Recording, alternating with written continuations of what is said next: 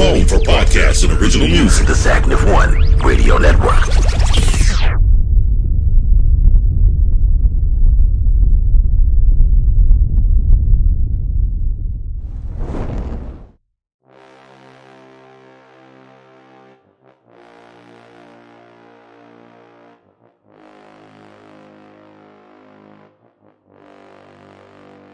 Good evening, ladies and gents. It's your boy, Mr. Fingers, coming to you from Zagnif live on a Friday night with your NCAA Week 5 preview and some recap from last night to kick the whole thing off. Virginia goes down to Miami and hands Miami its third loss of the season, 30-28, with a walk-off touchdown, essentially, from UVA in the fourth quarter. Starting quarterback, Derek King, is hurt. Miami might still have a shot at winning the conference, though, because Clemson has 2 losses. North Carolina has 2 losses. However, all 3 of them are pretty much eliminated from college football championship contention, because with all the other teams ahead of them, there's no way any 2-loss team from the ACC is getting in. Moving forward, we're going to move into the games to watch this week. Number 5, Iowa, right now in Maryland. Iowa looking to stay number 5. Maryland undefeated at 4-0. Baby Tua has over 1,300 yards passing so far this season on 147 attempts with 173 quarterback rating. He only has 1 interception so far this season. They've got 7 guys right now on the defense that have registered in double-digit tackle stats so far. Ladies and gentlemen, keep your eyes on that one. I don't have the TV on. I don't have a TV in here right now, so I have no clue what the score is, but we'll keep you posted. Boop. Holy crap. I just checked the score. Iowa is beating the dog snot out of Maryland, 34-7 at halftime. Holy. Number 11, Ohio State at 3-1 goes to Jersey to play the 3-1 Rutgers Scarlet Knights. Ohio State is looking basically to keep their playoff hopes alive. They had that early loss to Oregon. It looked a little shaky, but they made a turnaround. They have not lost by less than 3 touchdowns in the last couple of games. Rutgers needs a win to just stay in conference contention because they lost to Michigan last week. Kickoff, 2:30 p.m. Central on the Big Ten Network. Next game, moving on to number 6, OU, Boomer Sooner. They are 4-0. They are at Kansas State tomorrow. Kansas State 3-1. Lincoln Riley and the Sooners looking to rebound after last week's really shaky win over West Virginia. I mean, for crying out loud, Spencer Rattler got booed by the home crowd. That's what the crowd thought of his performance last week. They really got to pull this out. It's a crucial game because should the Sooners lose to Kansas State, their in-state rival right up the road in Stillwater, Oklahoma State, guess who just beat Kansas State last week? That'll put Oklahoma State over the top of OSU, which is really going to make Bedlam very interesting if that's what happens. That's going to be one to watch also. 2:30 p.m. Central, kickoff on Fox. Moving forward, the 3-0 Ole Miss Rebels, number 12, are traveling down to Tuscaloosa to take on Nick and the boys. Ole Miss is really looking to be undefeated after tomorrow. Because basically, if you can beat Bama, if you can figure out a way to beat Bama, you got a pretty good chance of winning your division, which will put you in the conference championship at the absolute least. Bryant-Denny Stadium, kickoff 2:30 Central on CBS.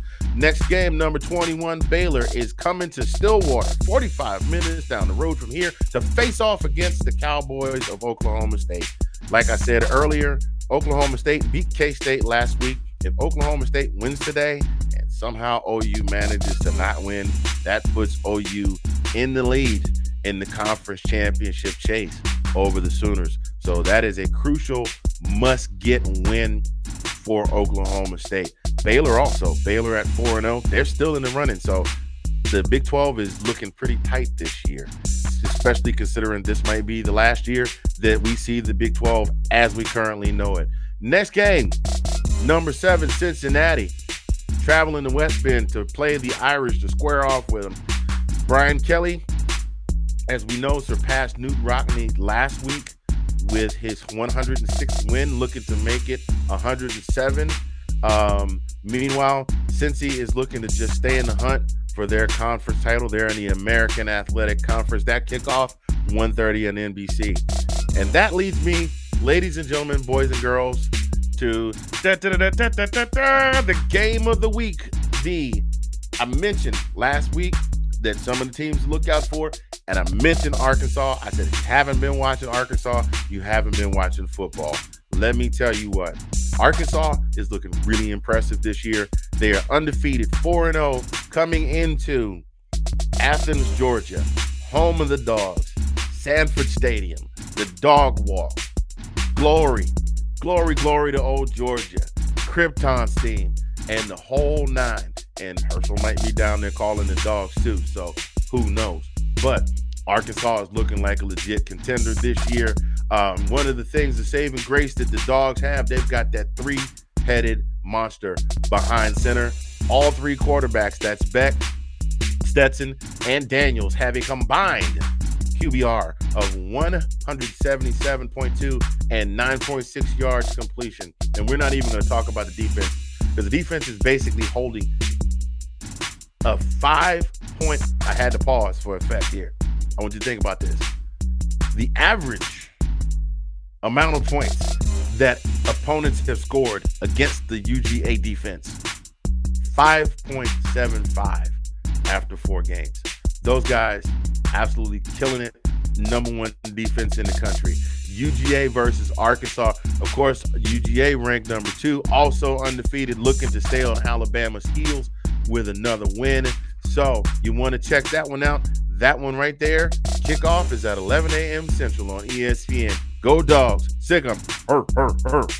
Other games of note to check out this week, ladies and gentlemen. We don't just like to talk about the major programs. We like to step outside of that as well. Don't take offense, Auburn, because you're lumped in here, not because you're not a major program, but just because. These are just some other games to look at this week. Traveling down to Savannah, Georgia. My beloved Savannah State Tigers are 3-1 and currently in first place in the SIAC. They're traveling to Kentucky to take on Kentucky State. That is a 12 p.m. kickoff. That game, to the best of our knowledge, is not televised. Wasn't able to find any information on that. Good luck to you, Tigers. Go get them. In the Southwest Athletic Conference, Coach Prime, Deion Sanders himself, and the Jackson State Tigers are looking to secure a win against their conference rival Alabama A&M. Also an undefeated team right now. Jackson State 3-1. Believe they are the reigning SWAC champions. Nope, the championship was canceled last year due to COVID. But right now, Coach Prime has got Jackson State on track to be able to claim the crown this year. That kickoff 2 p.m. Central on ESPN Plus. Last but certainly not least, I have to say that I don't want the Auburn fans getting offended on here. I see what Bo Jackson does when he gets excited. I see on TV. I won't wake up and have my house looking like Toomer's Corner. The 3-1 Auburn Tigers are traveling to Baton Rouge to take on LSU. Let me tell you something. LSU is sneaking up on y'all. LSU lost to UCLA to start the season, and everybody went, ha, ha, ha, ha, ha, ha, ha, ha, ha. I don't know how many laughs that is, but they got some good, healthy laughs at the Tigers' expense. And you know what LSU did? Yeah, they didn't play anybody, but they just really quietly just went and they beat the next guy, and they beat the next guy, and they beat the next guy. And now they're 3-1, and they're unranked. But you know what'll happen? If they wind up beating Auburn, who currently is ranked number 22 with a 3-1 record and just kind of squeaked by Georgia State last week, LSU will wind up sneaking back in the rankings. So keep your eyes on LSU. That's the team to watch this week against Auburn.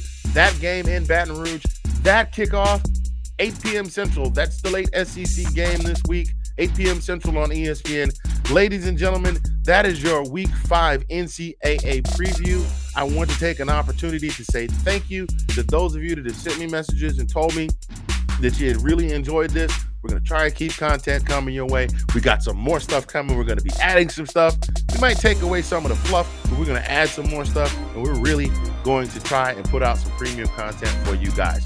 That's it for me tonight, y'all. Like I said, it's Friday night, and it's still early. I hear some ice cream calling my name. We'll see you tomorrow. Take care. I'm out. Be sure to like and subscribe for content and more On your new home for podcasts and independent music. on the Zagnif One Radio Network.